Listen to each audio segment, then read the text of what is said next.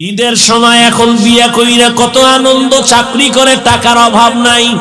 একই জায়গার এক পার্শ্বে বড় ভাইয়ের ছোট একটা ভাঙা ঘর, আর ছোট ভাইয়ের ঘরটা ছাদ দেওয়া বিল্ডিং। ঈদের বাজার লইয়া যখন গোপনে ঘরে আইয়া স্ত্রীরে কয় জামা কাপড় গুলো সন্তানের দাও তুমি না। বড় ভাই তো জানালা দিয়া তাকায় দেখছে ছোট ভাই আসছে, কিন্তু বড় ভাই রে জিগায় না। বাচ্চারে কি আর কন্ট্রোলে রাখা যায়? ও দৌড় দিছে, কাকা আছে।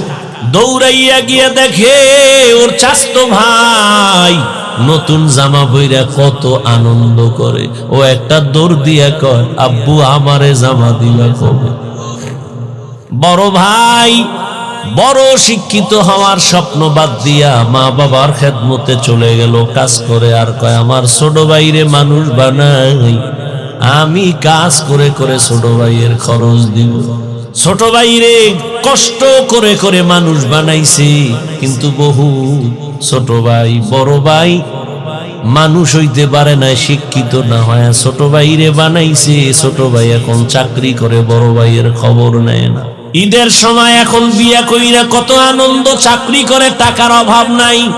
একই জায়গার এক পার্শ্বে বড় ভাইয়ের ছোট একটা ভাঙা ঘর, বড় ভাইয়ের ভাঙা ঘর, আর ছোট ভাইয়ের ঘরটা ছাদ দেওয়া বিল্ডিং। ঈদের বাজার লইয়া যখন গোপনে ঘরে আইয়া স্ত্রীরে কয় জামা কাপড় গুলো সন্তানের দাও তুমি না। বড় ভাই তো জানালা দিয়া তাকায় দেখছে ছোট ভাই আসছে, কিন্তু বড় ভাই রে জিগায় না। বাচ্চারে কি আর কন্ট্রোলে রাখা যায়? ও দৌড় দিছে, কাকা আছে। দৌড়াইয়া গিয়ে দেখে ওর চাচতো ভাই নতুন জামা পইরা কত আনন্দ করে। ও একটা দৌড় দিয়া কয়, আব্বু আমারে জামা দিবা কবে? বাবা এই কথা শুই না চোখের পানি ছেড়ে কান্না করে, আর বুকে জড়ায় কয়, বাবা কাঁদিস না, আল্লাহ যেদিন তৌফিক দিবে সেদিন তোরে জামা কাপড় দিবে।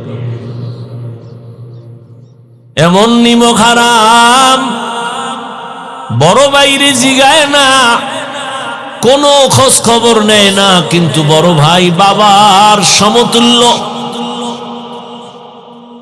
এত দূরে দূরে রাখে বড় ভাইরে ছোট ভাই। হঠাৎ করে রাতে 3টায় টেলিফোন আসছে, কে তুমি?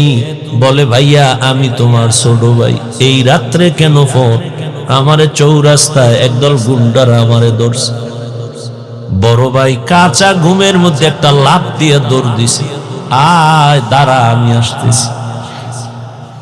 বড় ভাই কষ্টের কথা মনে রাখে না, একটা দৌড় দিয়া সামনে গিয়া এভাবে হাত বের করে বুকটা দিয়া কয়, যত মার মারতে চাও আমারে মার, আমার ছোট ভাইয়ের গায়ে হাত দিবি, কারণ ওর প্রস্রাব আমি গায়ে লাগাইছি, ওর প্রস্রাব আমি গায়ে লাগাই ওরে বড় বানাইছি, না খাইয়া ওরে খাওয়াইছি, আমারে মার, ওরে মারবি না। তাহলে ভাই ভাইয়ের জন্য কতটা আপন আল্লাহ বুঝায় দেয়। কিয়ামতের দিন এত কলিজার আপন ভাইটাও কোনো পরিচয় দিবে না, পালাতে থাকবে। তাহলে মা বাবা তো আরো দূরে। ও আল্লাহর বান্দারা, ইউসুফ আলাইহিস সালাম ভাইদের ষড়যন্ত্রে পড়িয়া বাবার থেকে আলাদা হয়ে গেল।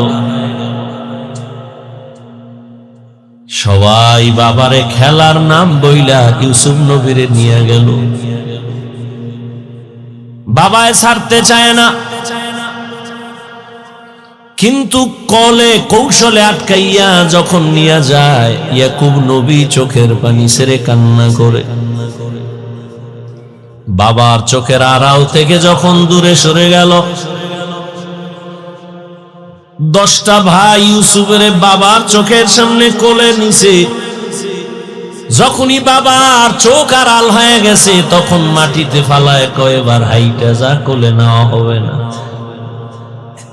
নিতে নিতে জঙ্গলের ভেতরে এক ভাই মারে আর এক ভাইরে কয়বার তুই মার। ওই ভাইদের মধ্যে যিনি বড় তার নাম ইহুদা। বড় ভাই কয় ওরে মারিস না, ও ছোট মানুষ ওরে মারিস না।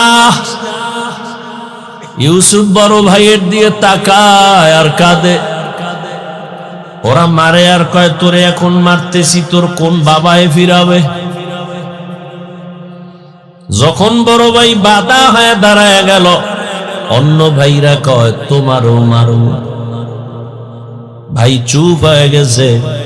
কূপের কিনারায় নিয়ে জামা খুলিয়া যখন ইউসুফের রশি দিয়া বাঁধে ভিতরে ফালাবে কূপের মধ্যে, ইউসুফ নবীরে যখন ফালায় অন্ধকার ময়লা পানির ভেতরে, আমার আল্লাহ বরদাস্ত করতে না পেরে বলে জিবরাইল যাও, আমার ইউসুফের বস্ত্র যেন না খুলে জান্নাতি একটা জামা নিয়ে পরায়া দাও, আর নিচে পাথর দেও, ময়লা পানি যেন ইউসুফের গায়ে স্পর্শ না করে। ইউসুফ পাথরের উপরে দাঁড়ায় যাবে।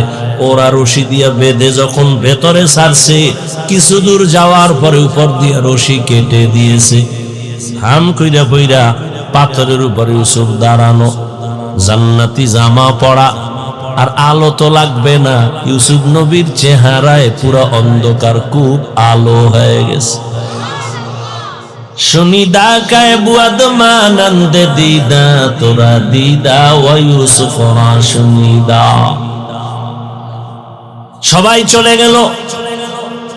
কৃত্রিম রক্ত লাগায় বাবারে ধোকা দিছে। আপনারা জানেন বাবায় তো বুঝে ফেলছে, আল্লাহ স্বপ্ন যোগে আগেই জানায় দিছে এই ষড়যন্ত্র চলে। বাবায় বলে না 10 ভাইয়ের কারণে ষড়যন্ত্র। সবাই আনন্দে আছে। ইউসুফের তো বাগে খেয়ে ফেলছে,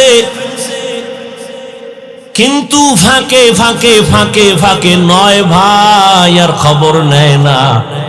বড় ভাই ফাঁকে ফাঁকে যায় খবর নেয়। হালকা পাতলা নাস্তা নিয়ে ইউসুফের রশি দিয়া ভেতরে দেয়। হঠাৎ একদিন আইসে দেখি কূপের মধ্যে ইউসুফ নাই। ওই ব্যবসায়ীরা আইসে রে বালতি নিয়ে পানি উঠাবে, ইউসুফের পায়ে নিয়ে গেছে। কাফেলার মধ্যে নিছে। বড় ভাই পাগলের মতো হয়ে গেল, কই আমার ইউসুফ গেল? অন্য ভাইদের ডাক দিছে, আয় তাড়াতাড়ি, ইউসুফ তো কূপে নাই। মায়া বুঝানোর জন্য ওদের বলছে, কিন্তু ওরা যে ষড়যন্ত্র করবে তাও তো জানছে। বড় ভাইয়ের অন্তরে মায়া। এক পর্যায়ে তো তারে ইউসুফের নিয়ে গেল মিশরে। বিশাল ইতিহাস। আল্লাহ তাআলা একটা সূরা নাজিল করছেন, সূরা ইউসুফ। মিশরে যখন আল্লাহ পাক ইউসুফ নবীর অর্থমন্ত্রীর দায়িত্ব দিলেন, দুর্ভিক্ষ লেগে গেছে সারা দুনিয়া মিশরের আশেপাশে। ইয়াকুব নবীর এলাকায় দুর্ভিক্ষ, খানা নাই, উপবাস। ইয়াকুব নবী কয় যাও মিশরে, ফ্রি খানা দেয়, যাও তোমরা 9 ভাই, তোমরা 10 জন চলে যাও, যাইয়া তোমরা ওই মিশর থেকে কিছু খানা নিয়ে আসো, আর কিছু টাকা ছিল পুরান টাকা, এটাও নিয়ে যাও। খানা আনতে যায় মিশরে। আল্লাহর কি কুদরত! ইউসুফ নবী সিংহাসনে আছেন, দায়িত্বশীলরা খানা দেয় লাইনে দাঁড় করায়া। শাহী গেট দিয়া যখন আওলাদে ইয়াকুব যখন 10 ভাই ঢুকছে, ওরা ঢুইকাই খানার লাইনে দাঁড়াইছে, কিন্তু কেউ জানে না কারা। ইউসুফ দেখেই চিনে ফেলছে আমার সেই 10 ভাই।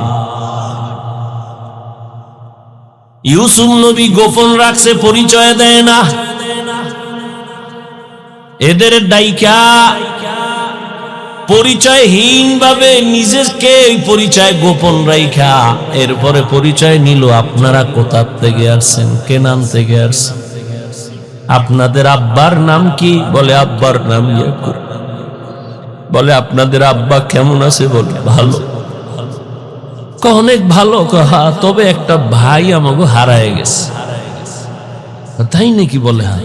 পরে কয় আমার আব্বা যেন ওই ভাইকে হারায়া কানতে কানতে কানতে কানতে অন্ধ হয়ে গেছে।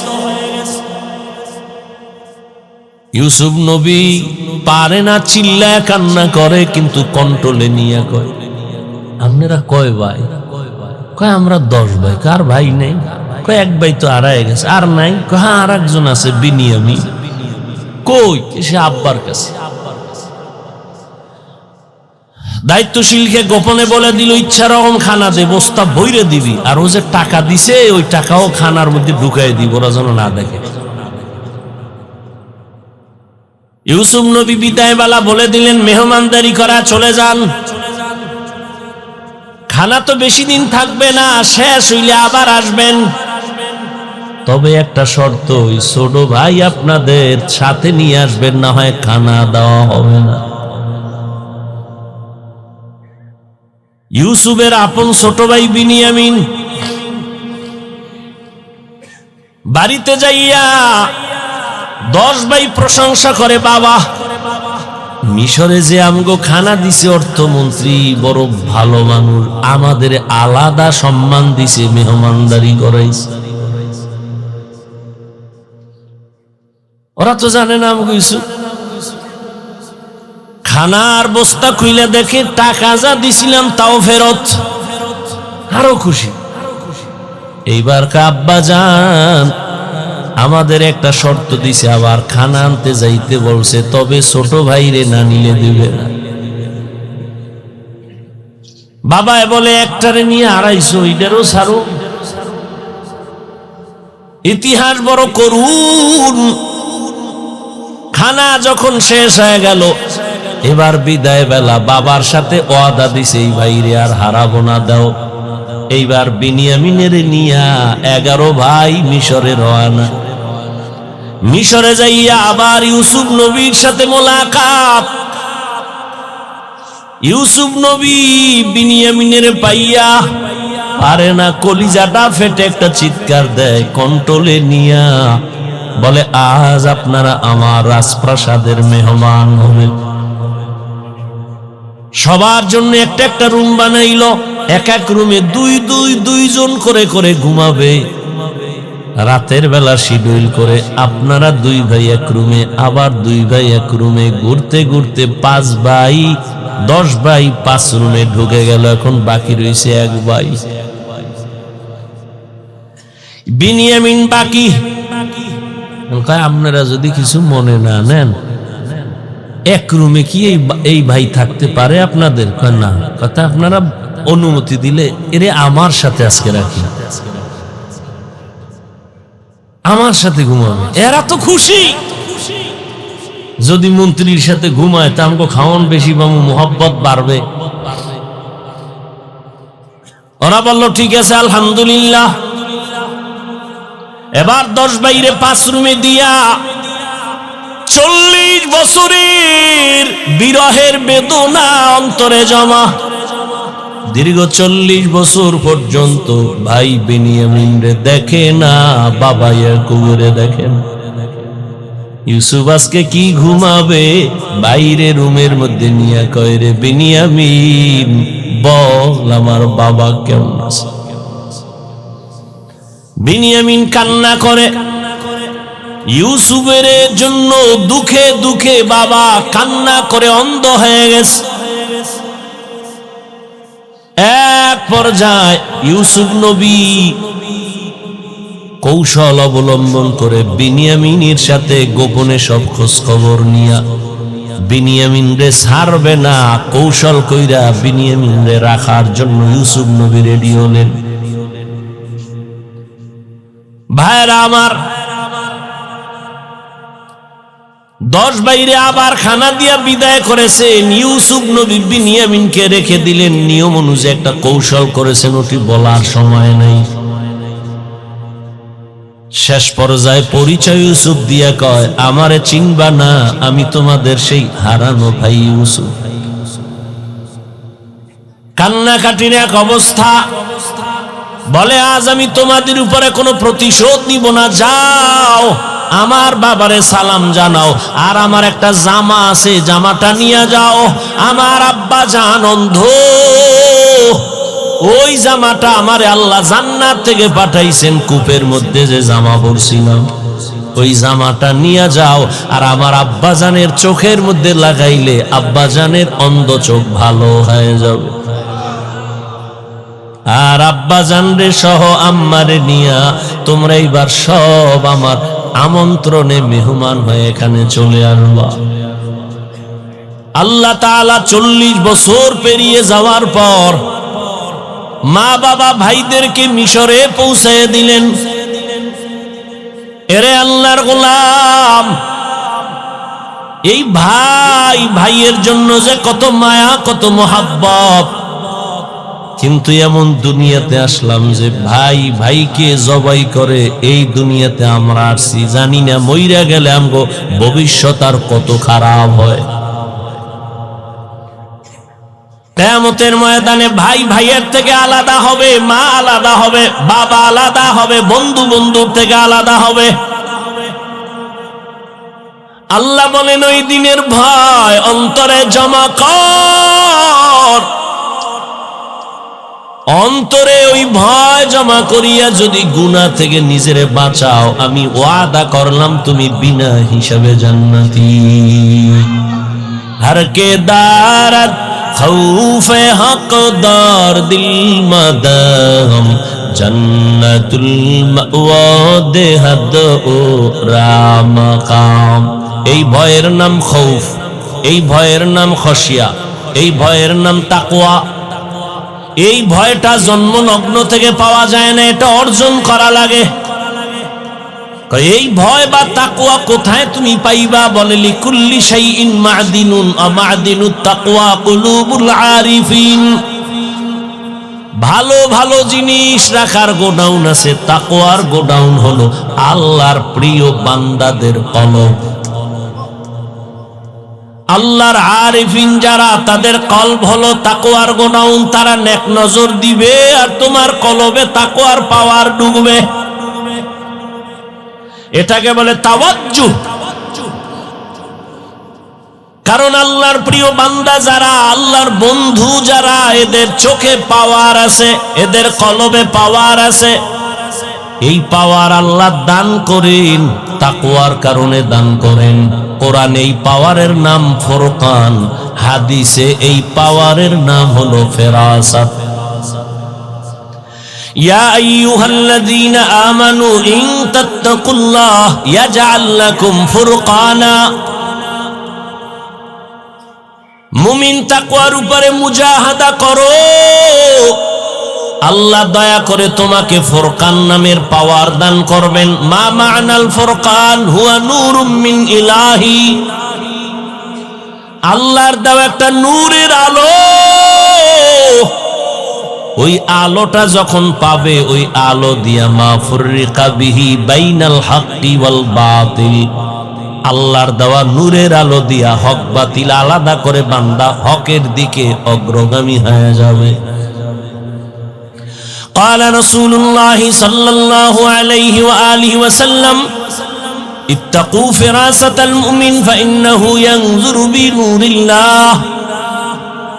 আল্লাহর ওলি যারা, আল্লাহর প্রিয় গোলাম যারা, তাদেরকে আল্লাহ ফেরাসাতের পাওয়ার দান করেন। তোমরা সাবধান হে উম্মত, তুমি জীবনে যা দেখবা না, আল্লাহর প্রিয় বান্দা তারা এই ফেরাসাতের পাওয়ার দিয়া অনেক কিছু দেখবেন, আল্লাহর নূরের আলো দিয়া।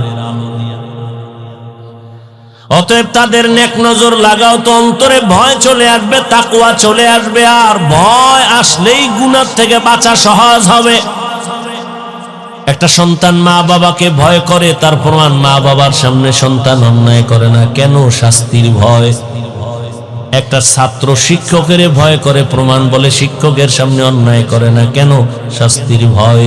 ঠিক এই দুনিয়ায় যেই বান্দা আমার আল্লাহকে ভয় করবে, ওই বান্দা গলায় ছুরি লাগাবে, কোনোদিন দাড়ির মধ্যে ছুরি লাগাবে না।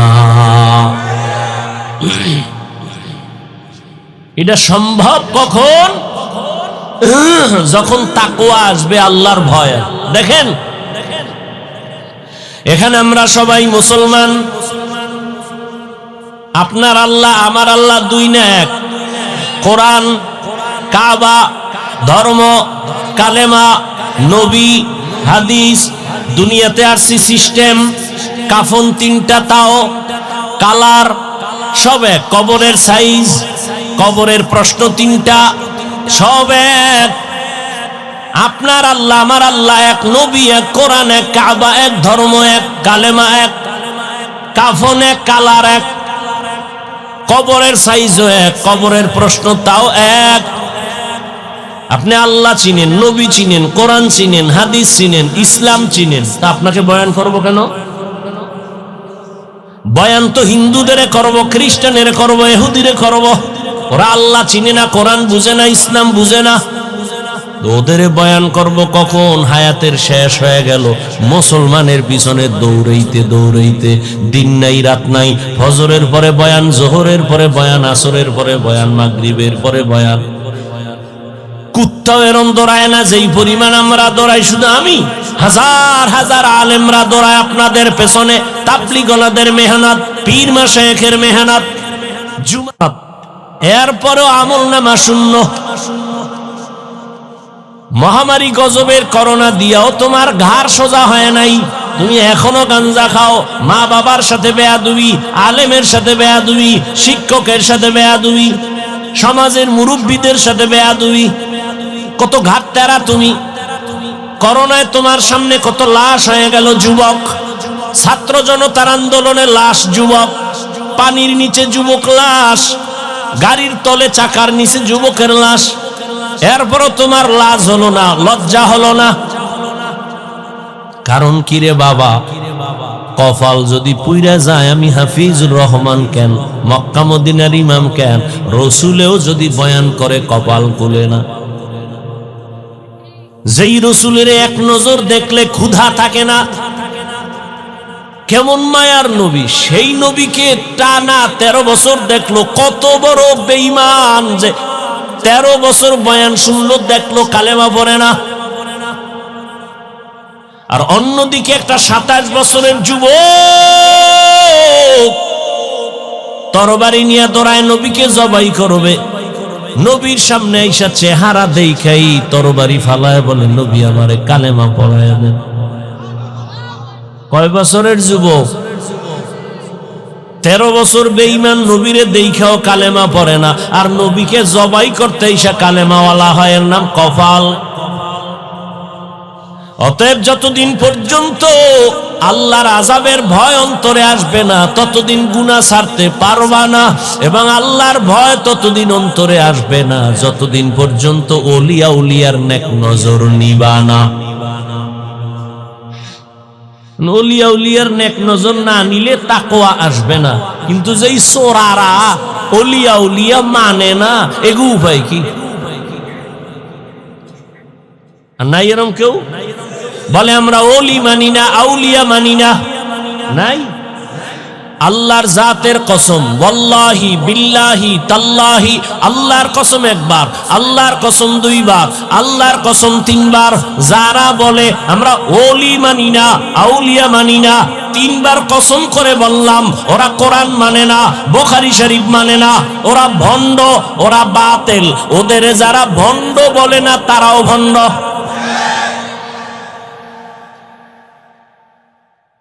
আল্লাহ হেদায়েত দান করুন।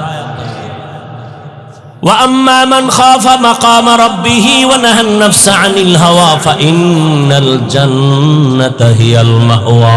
আল্লাহর আদালতে দাঁড়াইয়া হিসাব দেওয়ার ভয় অন্তরে জমা করো। এই ভয়টা যখন এসে যাবে, তখন স্কুল পড়ুয়া ছেলেও নামাজে দাঁড়ায় যাবে, জেনারেল লাইনের ডাক্তারও দাড়ি রেখে দিবে। এরকম নাই? আমি কি তোমাকে এতক্ষণ যে বয়ান করছি যুবকেরা, আমি কি একবারও বলছি আমার মতো পাস করলি লাগা? আমি বলছি আমি কওমি মাদ্রাসার সন্তান, স্কুলে তালা লাগায় মাদ্রাসায় ঢোক। আমি তাবলীগের লাইনের সন্তান, আমি পীরের মুরিদ। একবারও বলি নাই তাবলীগ না করলে জাহান্নামী, পীরের কাছে না গেলে জাহান্নামী, একবারও বলি নাই। বরং আমি বলবো রে যুবক, স্কুলে পড়ো, কলেজে পড়ো, চাকরি করো, ব্যবসা করো, বাধা নাই। ডাক্তার হও, ইঞ্জিনিয়ার হও, প্রফেসর হও, সাংবাদিক হও, তবে দাবি আমার একটা, বেয়াদব হইও না। মা বাবার দোয়া নাও, শিক্ষকের দোয়া নাও, আলেমের নেক নজর লাগাইয়া ডাক্তার হলে তোমার জীবন সফল।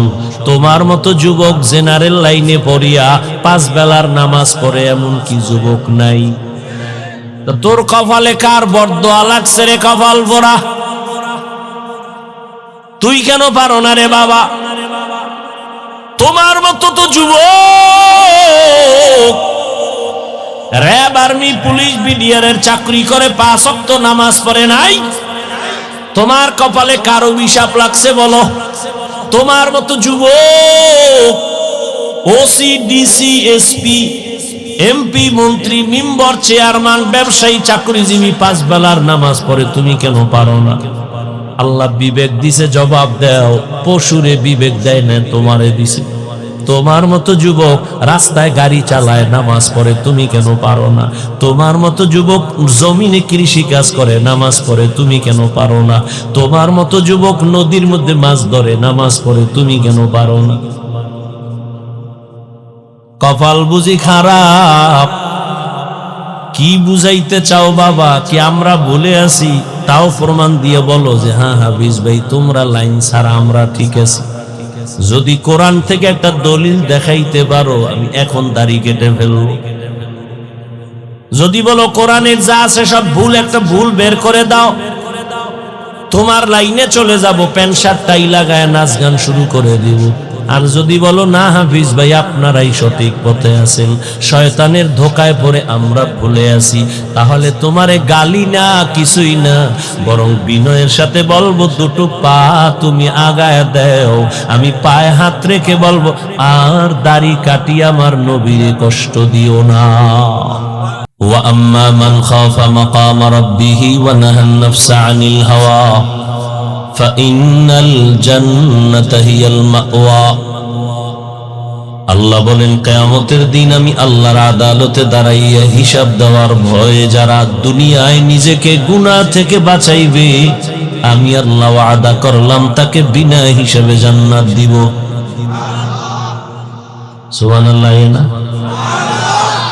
সারাদিন বিড়ি ঢেললে সুবহানাল্লাহ। নবীজি বলেন, ইত্তাকিল মাহারিম তাকুন আ'বাদান নাস। আল্লাহর নিষিদ্ধ জিনিস থেকে নিজেকে বাঁচাও, তো মানুষের কাছে মর্যাদা তোমার বেড়ে যাবে। বাড়াবেন কে? আল্লাহ বাড়ায় দিবেন। কেমন বাড়ান? বাড়াবেন। দুনিয়াতে মানুষ বানানোর আগেই তো আল্লাহ মর্যাদাবান করে বানাইছেন। 24টা ঘন্টার প্রতিটি মুহূর্ত নূরে তৈরি ফেরেশতারা আল্লাহর তাসবিহ পড়ে গুণগান করে। একটা গুনাহ করবে দূরের কথা, ফেরেশতারা গুনাহ চিনেই না। এরপরেও ফেরেশতারা আল্লাহর কাছে দামি না, মর্যাদাবান না। কিন্তু মানুষকে আল্লাহ এত সম্মান করেছেন, এত সম্মান দিয়েছেন যে মানুষ কেমন মানুষ, চাইলেই সে নামাজ বাদ দিয়া চলবে, চাইলে মন্দিরে যাবে, চাইলেই মসজিদে যেতে পারবে, চাইলেই নেক আমল করতে পারবে, চাইলেই গুনাহ করতে পারবে। এই মানুষের আল্লাহ মর্যাদাবান করার পরে মানুষ বানাইছেন, বানাইয়া মর্যাদা দেন নাই, মর্যাদার সিদ্ধান্ত নিয়ে তারপরে মানুষ বানাইছেন। ওয়ালাকাদ কাররামনা বানি আদম وحملناهم في البر والبحر ورزقناهم من الطيبات وفضلناهم على كثير ممن خلقنا تفضيلا।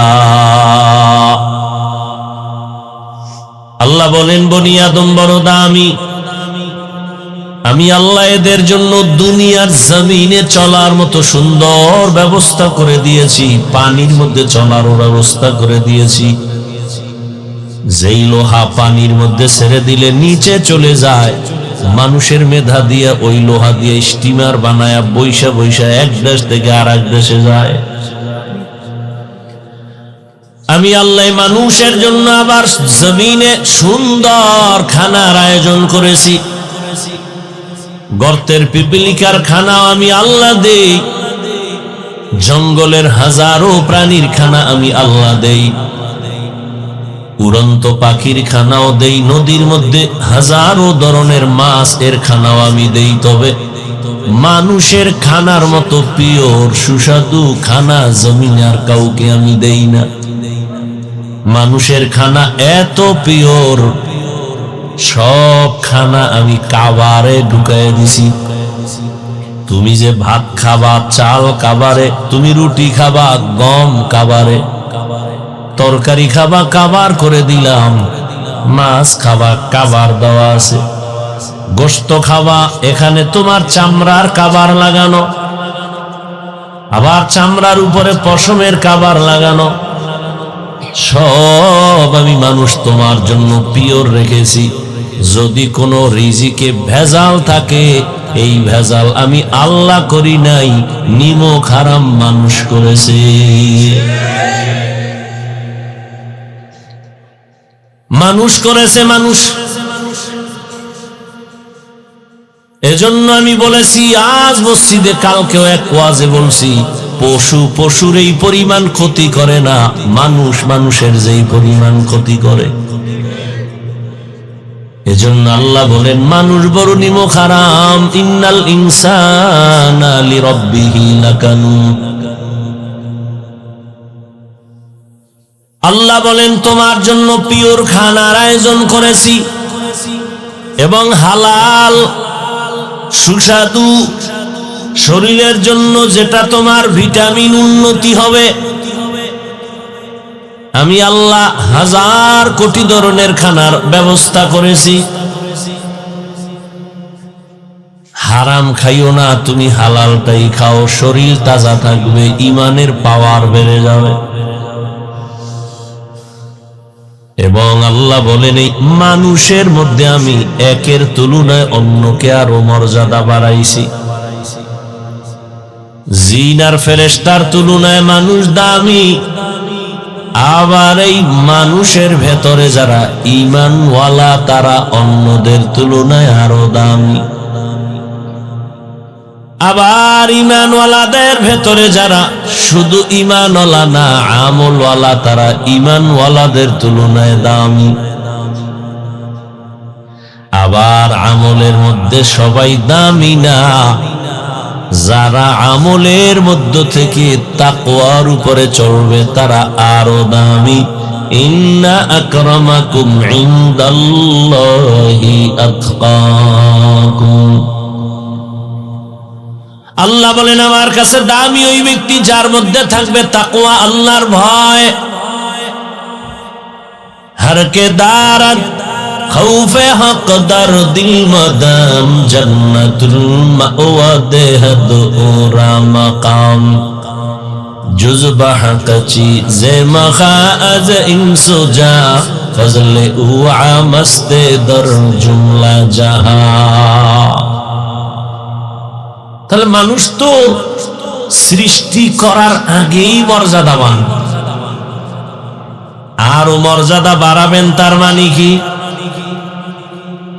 করে মানুষ তুমি তো জিনের থেকেও দামি, ফেরেশতার থেকেও দামি, আবার এর মধ্যে এক ক্লাসে আমি আবার আলাদা আলাদা দামি বানাইলাম। সবাই তো মানুষ, সব মানুষ কিন্তু আল্লাহর আদালতে দামি না, ঈমানওয়ালারা দামি। যেমন আপনাদের এখানে মসজিদ, বিশাল মসজিদের কাজ ধরছে দেখলাম, জমিনে যত মসজিদ আছে কার ঘর? সব মসজিদ গুলো আল্লাহর ঘর, কিন্তু বাইতুল্লাহর মতো দামি একটাও নাই। আছে? ইন্না আউয়ালা বাইতিন উযিআ লিন-নাসি লাল্লাযী বিবাক্কাতা মুবারাকাও ওয়া হুদা মুবারাকাও ওয়া হুদাল লিল আলামিন।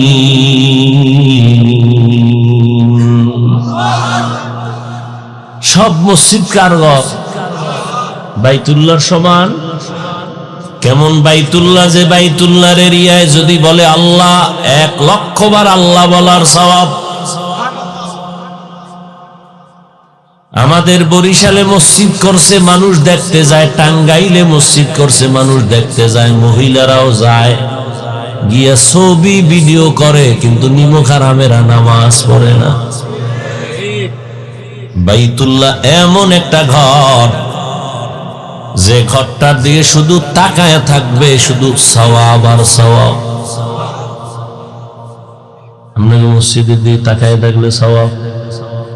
আর সব মসজিদ কার ঘর? বাইতুল্লাহ কি? এটাও আল্লাহর ঘর।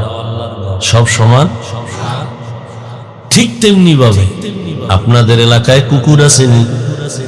কার মখলুক? বলেন না কেন? কিন্তু এই কুকুরগুলো সব আল্লাহর মখলুক।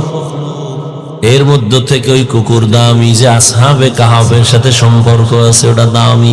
নবী বলেন ওই কুকুর জান্নাতে যাবে। এই সাউন্ড কমাও, বাড়াও, এরকম করো। এদিকের সাউন্ড বাড়া। এই যে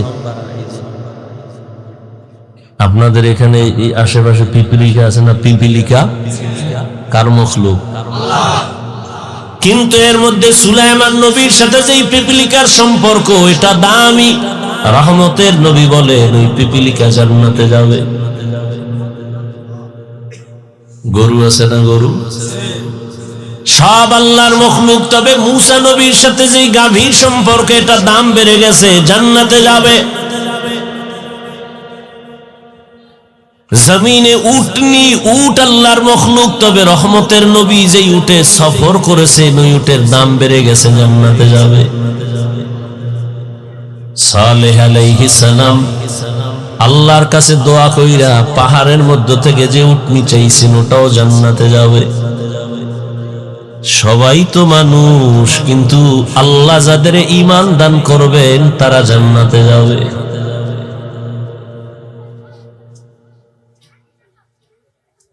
একে অন্যের তুলনায় মর্যাদাবান। সমস্ত মানুষের তুলনায় ঈমানওয়ালারা দামি। ঈমানওয়ালাদের মধ্যে আমলওয়ালারা দামি। আমলওয়ালাদের ভেতরে তাকওয়াওয়ালারা দামি। এখন সবাই তো তাকওয়াওয়ালা। কথার কথা খেয়াল করুন, সবাই তাকওয়াওয়ালা। সবার মান কি সমান? কয় না। কার মর্যাদা বেশি? কয় যে যত আল্লাহর জন্য নিজেরে বিনয়ী করে রাখবে, ছোট মনে করে রাখবে, নবীর আদর্শের মোকাবেলায়, ওই বান্দার দলে কেমন বাড়বে। কয় এখন তোমারে ভালোবাসে 1,00,000 মানুষ, দাম যখন আল্লাহ বাড়ায় দিবেন মর্যাদা, তোমাকে ভালোবাসবে 18 কোটি মানুষ। এখন ভালোবাসে তোমারে হুজুরেরা, মুমিনেরা। আল্লাহর কাছে যদি মর্যাদা বেড়ে যায়, তখন তোমাকে ভালোবাসবে বেঈমানেরাও। আরো যদি বিনয়ী হয়ে চলো, তাহলে এখন তোমাকে ভালোবাসে শুধু মানুষ। এক পর্যায়ে তোমার ভালোবাসা বেড়ে এমন পর্যায়ে হবে যে সব জঙ্গলের ভিন্ন প্রাণীরাও তোমাকে ভালোবাসবে। এখন তুমি মানুষের বলো বসো, বসে, দাঁড়াও, দাঁড়ায়। যদি তুমি আল্লাহর মোহাব্বত নিয়ে তাকওয়ার মানদণ্ডে আগাও, তখন আল্লাহ তোমারে এমন ভালোবাসার পাওয়ার দিবে, তখন তুমি জঙ্গলের বাঘেরে যদি বলো বাঘ, দাঁড়া, দাঁড়ায় যাবে। থাকো বাদ আবো আতিশ বন্দা মানে তু মুর্দা বাহক জিন্দা। বিনয়ী হয়ে চলো, মর্যাদা বাড়াবেন কে? আল্লাহ বলেন কিয়ামতের ময়দান বড় ভয়ঙ্কর ময়দান। আমার আদালতে দাঁড়াইয়া হিসাব দেওয়া লাগবে। সেই ভয় অন্তরে জমা করে দুনিয়ায় যারা নিজেকে গুনাহ থেকে বাঁচাইবা, আমি আল্লাহ তাকে বিনা হিসাবে জান্নাত দান করব।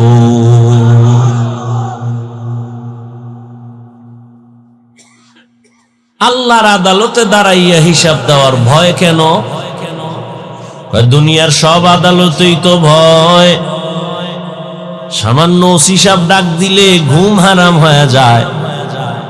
আদালতে তারিখ আছে, মামলার হাজিরা আছে, আগের রাত্র থেকে ঘুম নাই, খানা নাই। আল্লাহর আদালত আরো বড় কঠিন হবে। আল্লাহর আদালত বড় ইনসাফের আদালত হবে। জমিনটা হবে কিয়ামতের মাঠ। আরাফার ময়দান বাইতুল্লাহ থেকে একটু পার্শ্বে আরাফাতের ময়দান হবে আল্লাহর বিচারালয়, আদালত। নারী আর পুরুষ সব উলঙ্গ দাঁড়াবে কিয়ামতের মাঠে। আম্মা জান আয়েশা রাদিয়াল্লাহু আনহা বলেন, ইয়া রাসূলুল্লাহ, লজ্জা কি করবে না? আল্লাহর নবী বলেন, লজ্জা করবে দূরের কথা, কেউ কারো দিকে তাকাবারও হুঁশ হবে না। বিজ্ঞানীরা বলে জমিন থেকে 9,30,00,000 মাইল উপরে সূর্য। যদিও একটা কাঁচা মিছা কথা, কারণ সূর্যের কিনারায় পৃথিবীর কেউ যেতে পারে না, পারবেও না। এতটা তাপ, এরপরেও যদি ধরে নেই 9,30,00,000 মাইল উপরে সূর্য, ওই সূর্যটার একটা মুখ নিচে দেওয়া, দিনের বেলা গরম, রাতের বেলা তো সূর্য নাই, তারপরও কেন গরম লাগে? কেন ফ্যান চলে? রহমতের নবী বলেন, এই সূর্যটা কিয়ামতের দিন মাথার উপরে নেমে আসবে। আল্লাহ বলবে, সূর্য তোর যত তাপ আছে জমিনে ছেড়ে দে। রহমতের নবী বলেন, সূর্যের গরমে মাটির জমিনটা পুড়িয়া তামা হয়ে যাবে। লোহা হবে না কেন? স্বর্ণ হবে না কেন? সূর্যের গরমে পুড়িয়া রূপা হবে না কেন? স্বর্ণের মধ্যে, রূপার ভেতরে, তামার মধ্যে, পিতলের মধ্যে, লোহার মধ্যে ওই গুণটা নাই, তামার মধ্যে যে গুণটা আছে। লোহার একটা বড় অংশের এক মাথা গরম হলে ভিন্ন মাথা গরম হবে না, স্বর্ণের এক অংশ গরম হলে ভিন্ন অংশ গরম হবে না। কিন্তু তামা এমন একটা ধাতু যার যে কোনো একটা অংশ গরম হলে পুরাটাই গরম হয়ে যাবে। অন্যদিকে নবী বলেন, জাহান্নামের আওয়াজ, জাহান্নামের আওয়াজ বলবে, হে আল্লাহ, গুনাহগার গুলো কই, তাড়াতাড়ি আমার পেটে দাও, আমার ক্ষুধা। এদিকে আমার আল্লাহ রাগান্বিত হয়ে আওয়াজ দিবেন, হুঙ্কার দিবেন, লিমানিল মুলকুল ইয়াউম লিল্লাহিল ওয়াহিদিল কাহ্হার। আল্লাহ পাকের রাগান্বিত কুদরতি গর্জনে পুরা হাসরের ময়দানটা থরথর করে কেঁপে উঠবে। কতটা ভয়ঙ্কর যে নবীদের কোনো গুনাহ নাই, আছে? সমস্ত নবীরা, আম্বিয়ায়ে কেরাম, নবী রাসূলরা মাসুম, আর সমস্ত সাহাবায়ে কেরাম হলেন মাহফুজ।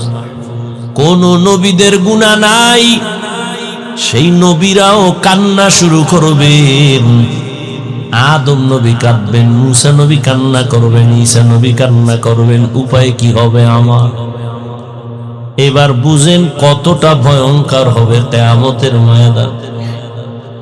ইয়াউমা ইয়াফিরুল মারউ মিন আখিহি ওয়া উম্মিহি ওয়া আবিহি ওয়া সাহিবাতিহি ওয়া বানিহি। কেউ কারো আপন বলে পরিচয় দিবে না।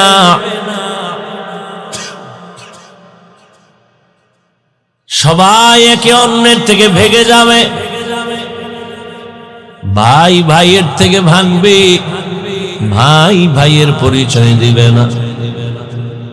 ইয়াউমা ইয়াফিরুল মারউ মিন আখিহি, ভাই ভাইয়ের থেকে ভেগে যাবে। এরপরে কয় মা ভেগে যাবে। এরপরে আল্লাহ বলেন বাবাও ভেগে যাবে। ভাইয়ের কথা আগে আনছেন কেন? মা বাবার কথা পরে আনলেন কেন? কয় দুনিয়াতে ভাই ভাইয়ের জন্য জীবন দেয় আর কেউ দেয় না। বড় ভাই বাবা বুড়া মা বুড়া লেখাপড়া বাদ দিয়া কয় কাজে নেমে গেলাম, যদি আমি লেখাপড়া করি মা বাবার কষ্ট হবে, খরচ দিবে কেমনে।